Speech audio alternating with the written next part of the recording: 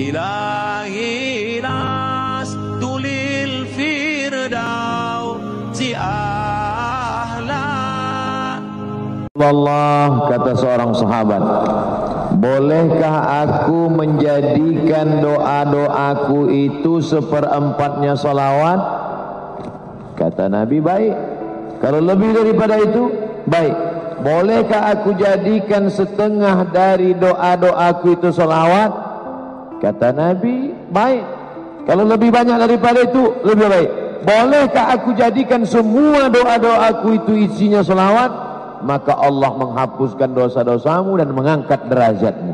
Jadi salawat makin banyak makin baik. Inna salatakum aktsiru as-salata alayya. Perbanyak salawat padaku khusus pada hari Jumat. Kamis banyak, Rabu banyak, tapi pada hari Jumat lebih banyak. Inna salatakum ma'rudatun alayya. Salawat kalian dibawa dari tempat kalian membaca itu ke makam Nabi di Masjid Nabawi. Sahabat itu, jangan bayangkan sahabat itu tidak rasionalis. Apa kata sahabat? Kaifa salatuna ma'rudatun alayka wa qad arimta. Bagaimana mungkin salawat kami dibawa kepadamu sedangkan engkau sudah mati dimakan cacing tanah, sudah hancur berkeping? Apa jawab Nabi? Innallaha harramal arda ajsadal anbiya. Allah mengharamkan tanah memakan jasad para nabi. Oleh sebab itu silakan perbanyak salawat tanpa henti. Ada yang membuat target, saya hari ini salawat 1000 kali. Bagus, tapi yang tahu kita sendiri dengan Allah. Jangan nanti setelah 1000 tulis, alhamdulillah sudah 1000 hari ini. Wallahu a'lam. Terima kasih Ustaz. Berikutnya Ustaz izin. Assalamualaikum Ustaz, bagaimana hukumnya meminta air doa dari para ulama? Syukran Ustaz.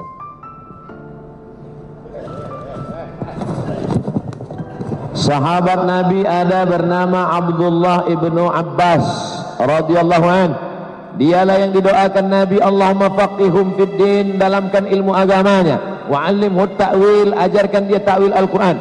Apa kata Abdullah bin Abbas? Boleh hukumnya membacakan ayat kepada ayat-ayat dibacakan ke air, lalu air itu dipakaikan untuk diminumkan pada perempuan yang susah melahirkan anak atau dimandikan. Saya tulis dalam buku 37 masalah populer. Dalam masalah bid'ah, apakah bid'ah membacakan doa dan ayat kepada air? Tidak, karena itu amal sahabat. Bahkan ada seorang sahabat ketika musafir ketemu dengan orang di kampung itu gila, lalu minta doa, maka dibacanya Al-Fatihah berulang kali dan air liur dia tahan sampai banyak. Setelah itu dia ludahkan, sehat. Nah, nanti kalau ketemu orang gila, tahan Al-Fatihah banyak-banyak, udahkan. Jadi dalil hadis ada, dalil fatwa sahabat ada tentang membacakan ayat-ayat untuk air. Bismillahirrahmanirrahim. Allahu la ilaha illal qayyum la ta'khudhuhu sinatun wa la naum. Dan ternyata ayat yang dibacakan kepada air itu ternyata hidup. Dan setelah diteliti, yang menelitinya bukan orang kita, justru orang Jepang. Mulukul cahaya dilihat dengan super mikroskop super besar, memperlihatkan ayat-ayat dibacakan, doa-doa ke air memberikan efek yang luar biasa. Makanya bacakanlah ayat. Hanya saja ayat yang sudah dibacakan ke air, airnya tidak boleh dipakai cebok, minum habis atau disiramkan ke bunga. Wallahu a'lam bishawab. Masyaallah. Ustaz sejenak agak nyebrang mewakili anak muda milenial. Gimana hukumnya Ustaz tidak berpacaran tapi saling berkomitmen satu sama lain? Jangan terjebak pada bahasa. Ini banyak orang main-main bahasa. Assalamu alayka, bunyinya mirip dengan assalamu alayka. Ternyata assalamu alayka, peace be upon you. Tapi kalau assalamu alayka, matilah kau. Yang suka main-main bahasa ini Yahudi. Ya ayyuhalladzina amanu, hai orang beriman, la taqulu ra'ina, jangan katakan ra'ina, wa qulu unzurna wasma'u, ganti dengan kalimat lain, karena ra'ina itu diplesetkan dari ra'una. Jangan mainkan kata-kata, bermain kata yang sebetulnya maknanya sama. Kamu pacarannya? Enggak. ini pacaran syariah. Lihat aja, kami panggilnya aja ya abi ya ummi. Bulan pertama, bulan ketiga ya akhi ya ukhti. Berikutnya ya almarhum ya almarhumah.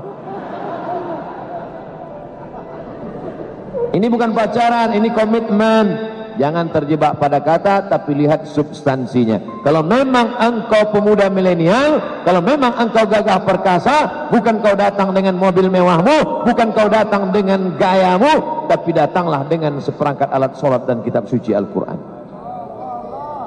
Wallahu a'lam. Allahu Akbar. Ustaz, apa tanda-tanda diterimanya sholat seseorang dan apa efek di dalam kehidupannya?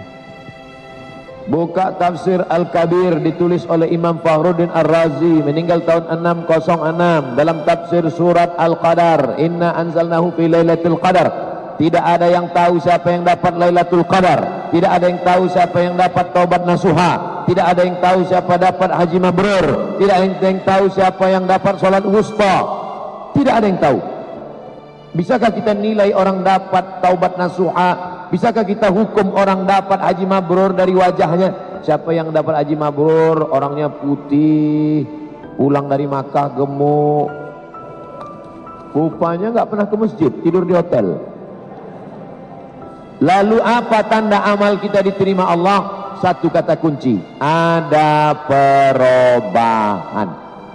Dulu sebelum sholat orangnya pelit, bakhil sebelum hijrah. Alhamdulillah setelah hijrah orangnya dermawan Pak Ustaz. Dulu kalau ada kotak sedekah 2000, setelah ikut ngaji sama musyawarah 2500. $2.500. Ada perubahan. Itu Pak Haji dulu Pak Ustaz, sebelum berangkat haji pakai celana pendek, pulang haji nggak pakai celana sama sekali, pakai jubah. Wallahu a'lam. Terima kasih Ustaz. Assalamualaikum Ustaz. Abdul Samad, semoga selalu dirahmati Allah Subhanahu wa taala. Amin. Saya ingin menanyakan Ustaz, bagaimana saya seharusnya bersikap kepada kedua orang tua jika orang tua saya itu sering melecehkan para habaib yang sudah jelas-jelas seharusnya kita hormati sebagai keturunan Rasulullah. Mohon pencerahannya Ustaz, jazakumullah khair. Wa in jahadaka la an tusyrika bima laysa laka bihi ilmun. Kalau ayah dan ibumu itu memaksamu untuk mempersekutukan aku, kata Allah, fala tuti'huma, tidak boleh patuh. Jangankan untuk mengejek, mengecam para habaib keturunan Nabi, kalau orang tuamu itu mengajakmu untuk mempersekutukan aku, kata Allah, fala tuti'huma, jangan patuhi mereka. La ta'ata li makhluqin fi ma'siyatil khaliq, tidak boleh taat kepada makhluk kalau menyebabkan maksiat kepada Khalik. Tapi ayatnya belum titik, masih koma. Baca ujungnya, wa sahibhuma fid dunya ma'rufa, tetaplah bergaul dengan mereka dengan baik. Ayah ibumu suka mengejek habaib, orang tua jangan diceramahi. Mentang-mentang udah ngaji pulang ke rumah, papa, mama, duduk, assalamualaikum. Papa, mama, ini ada video dari Ustadz ini. Ustadz siapa? Nih, coba dengar ya, biar. Ada hadis dalam Sahih Al-Bukhari. Kata Sayyidina Abu Bakar Siddiq, an asila ila qarabati Rasulillah SAW ahabbu ilayya min an asila ila qarabati. Menyambung silaturahim dengan kerabat keturunan Rasulullah lebih aku cintai daripada menyambung silaturahim dengan kerabatku sendiri. Yang ngomong gitu Abu Bakar yang dijamin masuk surga. Lebih cinta. Habaib diambil dari kata hub, cinta. Habib, orang yang kita cinta. Kenapa cinta kepada dia? Karena cinta kepada kakek buyutnya Nabi Muhammad sallallahu alaihi wasallam. Innal Hasan wal Husain sayyida syababi ahlil jannah. Sesungguhnya Sayyidina Al-Hasan, Sayyidina Al-Husain, pemimpin pemuda-pemuda penghuni surga. Inna Fatimata, sesungguhnya Fatimah, sayyidatu nisa'i ahlil jannah. Mereka adalah pemimpin perempuan penghuni surga. Menikahlah Sayyidatuna Fatimah dengan Sayyidina Ali, lahirlah anak laki-laki Sayyidina Al-Husain. Husain punya anak laki-laki Ali Zainal Abidin. Ali Zainal Abidin punya anak laki-laki namanya Muhammad Al-Baqir. Muhammad Al-Baqir punya anak laki-laki namanya Ja'far Shadiq. Ja'far Shadiq punya anak laki-laki namanya Musa Al-Kazim. Punya anak laki-laki ke bawah Ahmad Al-Muhajir. Muhajir artinya pindah, karena dia pindah dari Baghdad ke Hadramaut Tarim Yaman. Dari Imam Ahmad Al-Muhajir inilah itulah lahir marga-marga Al-Haddad, As-Syihab, As-Saqaf, Al-Attas. Al-Attas karena orang kita susah nyebut Al-Attas, Al-Atas. As-Saqaf karena susah nyebut As-Saqaf, As-Segaf. Al-Habib, Salim, Segaf, Al-Jufri. Al-Jufri. Berapa semua marga-marga habaib ini? Apa kata Habib Zain Ibnu Sumaid, ketua persatuan Habib-Habib di Indonesia? Marga Habib-Habib yang ada di Indonesia ini 70. Bahkan sebagian Habib yang sudah punah tidak ada lagi di Yaman, ada di Indonesia. Marga apa itu? Barakbah. Barakbah itu sudah tidak ada lagi di Yaman, tapi malah ada, malah di Riau ada Barakbah. Begitulah hebatnya Allah Ta'ala menjadikan bumi kita ini bukan hanya menumbuhkan tanam-tanaman, para habaib keturunan Rasulullah pun tumbuh menyebar. Mereka lah yang membawa Islam. Nanti kalau kebetulan pergi ke Pulau Penyengat, sampai di Batam, dari Batam ke Pulau Penyengat, lihat makam Raja-Raja Riau, ada di situ muftinya As-Saqaf, As-Segaf. Sekarang jamaah haji dari Aceh, setiap jamaah haji Aceh mendapatkan 5 juta wakaf tanah Aceh yang ada di kota Makkah Al-Mukarramah. Siapa itu? Orang Aceh.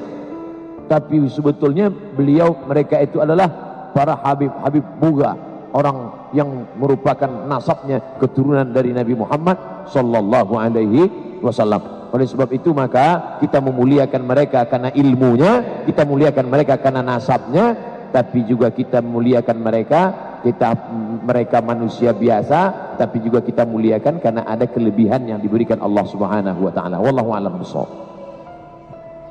Terima kasih Ustaz. Ada pertanyaan yang cukup lumayan untuk dikomentar ya Ustaz. Ustaz punten, apa hukumnya istri yang tidak bisa sepenuhnya mengurus rumah tangga karena fisiknya lemah, pekerjaan rumah dikerjakan oleh suami, bolehkah diizinkan untuk berpoligami?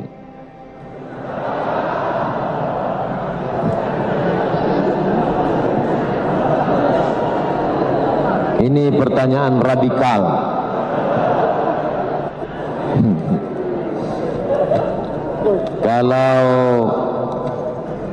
Kalau perempuan tidak mampu bekerja, ya dibantu oleh laki-laki. Kamu mampu memasak ini? Tidak. Kamu mampu mencuci? Tidak. Kalau gitu aku bantu ya. Gimana caranya? Aku carikan satu lagi. Pembantu maksudnya. Inilah saya mancing bapak ini, coba lihat. Begitulah keinginan mereka yang tak tersalurkan nampaknya. Ibu tenang saja, karena di Indonesia tidak bisa laki-laki menikah sebelum ada izin dari istri pertama yang ditandatangani materai 6.000. Makanya nanti sebelum tidur malam yakinkan di sekitar kamar itu tidak ada materai 6.000. Karena kita khawatir bisa jadi sebelum tidur. Adapun tentang masalah ini, wa amruhum syura bainahum. Kalau memang dia izin, tidak perlu menunggu lemah dan sakit. Itu ada salah seorang dosen, ketika kami pergi kondangan, dia berjalan dengan 2 orang perempuan. Ustaz tahu nggak itu siapa perempuan itu? Siapa itu? Itu istrinya. Yang itu istri yang dinikahkan oleh istri pertamanya. Nah, begitu. Tapi kalau siap, kalau tidak siap jangan. Macam keratap tumbuh di batu, hidup segan, mati tak mau. Oleh sebab itu bermusyawarah lebih baik. Tapi kalau tidak mampu menimbulkan mudarat, darul mafasid muqaddam ala jalbil masalih. Menolak mudarat lebih dikedepankan daripada mengambil manfaat. Wallahu a'lam bishawab. Terima kasih Ustaz, selesai dari perangkap ya. Ustaz punten, apa saja supaya istri kita yang lemah itu terbantu? Maka ada pertanyaan berikutnya, apa saja yang termasuk akhlak baik untuk calon suami? Perempuan melihat laki-laki ada 2, laki-laki melihat perempuan ada 4. Perempuan dengan walinya melihat laki-laki itu 2. Idza ja'akum man tardawna dinahu. Kalau kau lihat laki-laki itu baik agamanya, wa khuluquhu baik akhlaknya, fazawijuhu, nikahkanlah anak gadismu dengan dia. Illa taf'aluhu, kalau kau tidak nikahkan dengan dia, takun fitnatun fil ardi wa fasadun arid, akan terjadi kerusakan yang amat sangat besar di atas muka bumi Allah.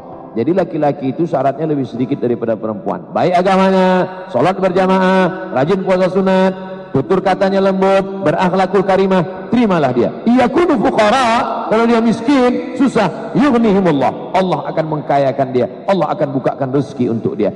Sedangkan laki-laki melihat perempuan ada 4. Tungkahul mar'atu li arba', perempuan dinikahi karena 4. Lima liha, karena hartanya kaya raya, wali hasabiha, karena keturunan orang baik-baik, wali jamaliha, karena cantiknya, wali diniha, karena agamanya. Fazfar bidzatid din, pandang yang terakhir karena agamanya. Taribat yadaka, maka selamatlah engkau dunia akhirat. Wallahu a'lam bishawab.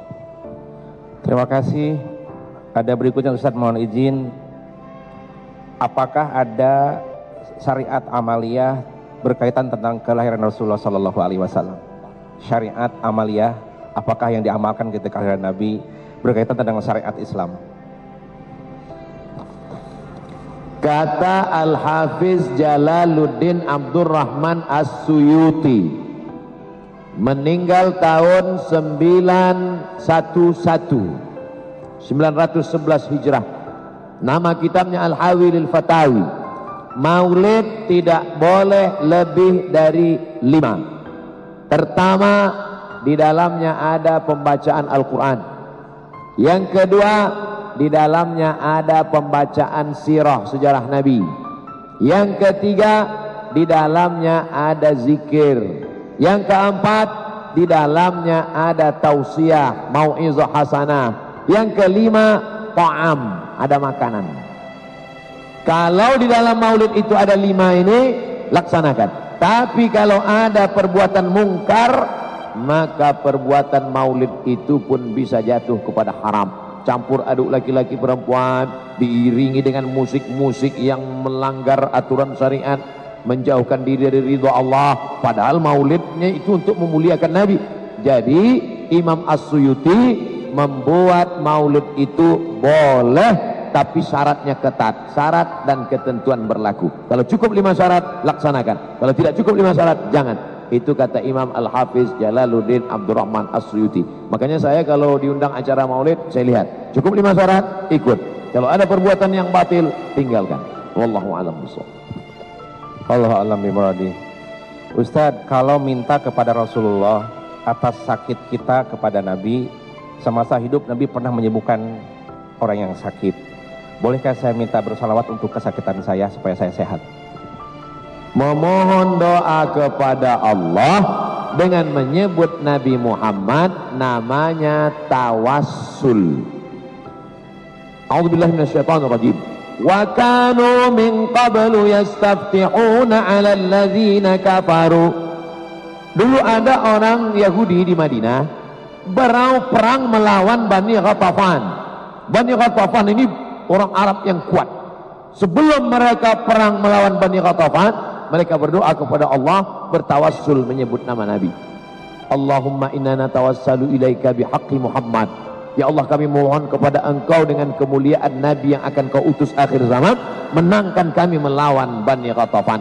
Itulah makna ayat wa kanu min qablu yastaftihuna 'alal ladzina kafaru. Mereka berdoa kepada Allah dengan menyebut nama Muhammad sallallahu alaihi wasallam. Apa komentar ulama tentang hadis ini? Kalau memohon doa kepada Allah menyebut Nabi sebelum ada saja boleh, apalagi setelah dia ada. Itulah boleh bertawassul dengan Nabi walaupun Nabi sudah meninggal dunia. Karena sebelum dia wujud saja boleh, apalagi setelah dia ada.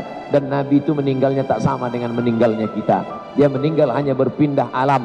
Maka semua orang yang mengucapkan salam, maka salamnya dibalas oleh Nabi. Assalamu alayka ayyuhan nabiyyu wa rahmatullahi wa barakatuh. Dia punya kehidupan yang khusus. Kalau mau melihat bagaimana hukum tawassul dengan Nabi setelah Nabi meninggal secara lengkap dan detail, bacalah kitab Sayyid Muhammad bin Alawi bin Abbas Al-Hasani Al-Maliki.